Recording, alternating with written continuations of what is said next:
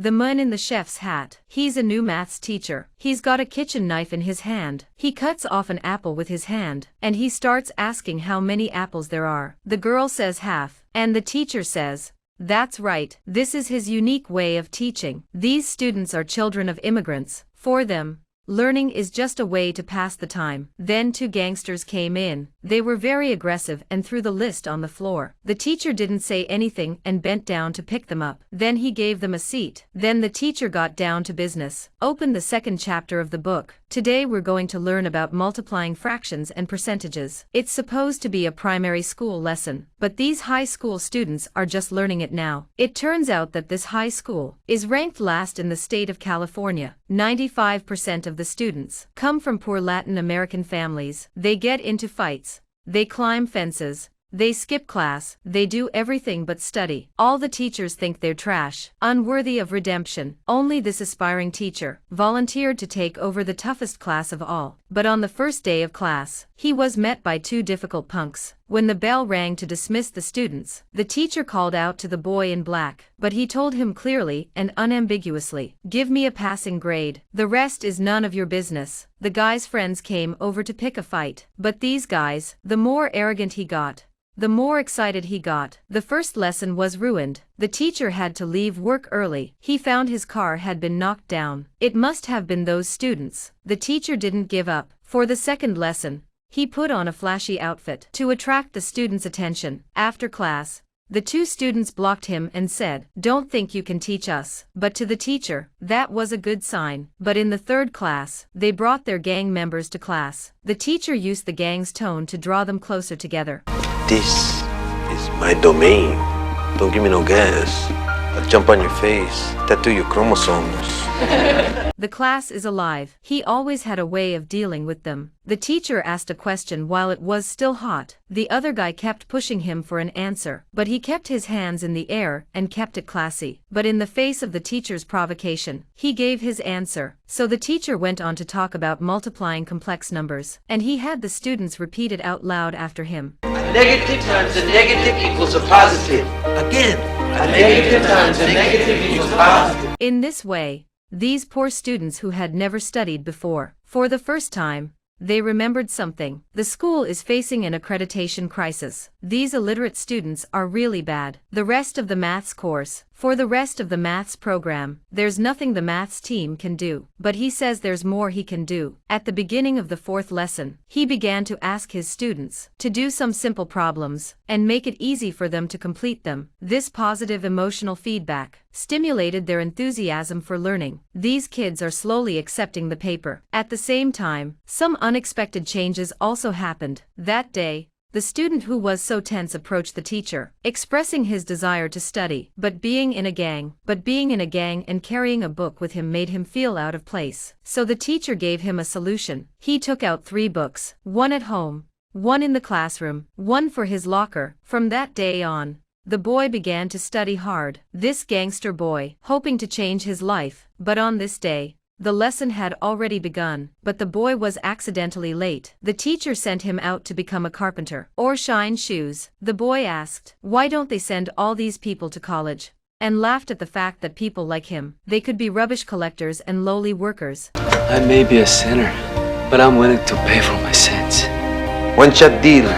Go on, sit down. See you at 3 o'clock. But there's another problem. He forgot his pencil. One of the girls generously said to give him hers, because it was his last day here. So the teacher visited the girl's family's restaurant. His father asked him to come back and help. For them studying is of no use. But the teacher said, "Your daughter is a genius. He can teach you how to run a business after college." Instead of being a fat woman here, hearing the teacher's words, he kicked the teacher out of his restaurant. But the teacher's words still struck a chord with him. He began to think about what he wanted to do next. Suddenly he had a flash of insight.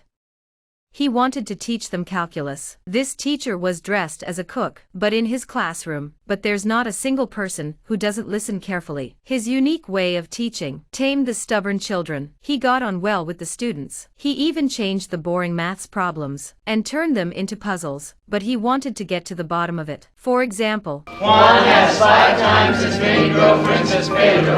Carlos has 1 girlfriend less than Pedro. If the total number of girlfriends between them is 20. How many does each gigolo have? Even the headmaster and the headmistress came to the class to see what was going on. In the classroom. Although the students' answers were wrong, but they were brave enough to try. At that moment, a voice rang out. X equals Pedro's girlfriends. 5x equals Juan's girlfriends. X minus 1 equals Carlos's girlfriends. X plus 5x plus x minus 1 equals 20, so x equals 3. The girl who was brought back to the restaurant by her father is back. The teacher saved another child. On this day the teacher made another amazing decision. He would teach these kids calculus. The headmaster laughed. The head of maths was baffled. Although you are very capable. But these kids, they don't even understand trigonometry. Calculus is out of this world. But the teacher's goal is to get them to take the APV exam. APV is a college preparatory course. In high schools across the United States, only 2% of the top students have the opportunity to take it. Those who pass the test are pretty much guaranteed to go to college. It's a long shot, though. The teachers didn't think it was a good idea, but he decided to give it a try. There was no school to support him. He had to teach in the locker room, but no one gave up. Teachers gave free tuition to students during the summer holidays. Teachers and students crammed together in 30-degree weather, all sweating profusely, but they survived the whole summer holiday. At the start of the new term, the teacher's calculus course was officially launched. Before that, he issued a contract. Parents had to sign it. It was simple. Classes would start an hour earlier each day, 2 classes a day, late dismissal and no weekends off. What was supposed to be the easiest last year, now it's full of challenges. He really wanted these kids to go to college. The next day, everyone signed the papers. Only one boy didn't show up. His family had found a part-time job driving a forklift. He had to work on weekends.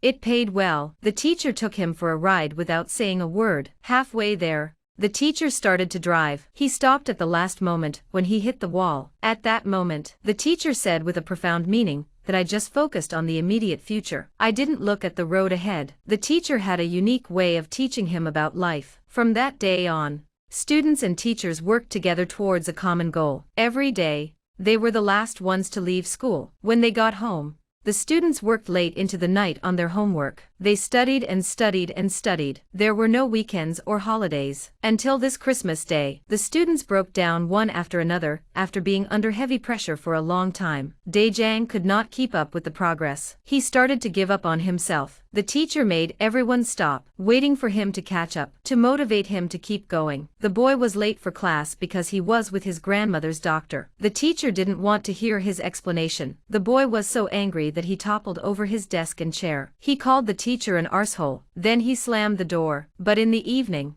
he brought his grandmother to the door and asked him to explain to the teacher. The two of them made up. As the exams approached, the students' minds had settled down. They often studied together in the classroom late at night, continuing high-intensity work. Finally, the teacher's body was crushed. He staggered out of the classroom. His heart was aching. He didn't make a sound.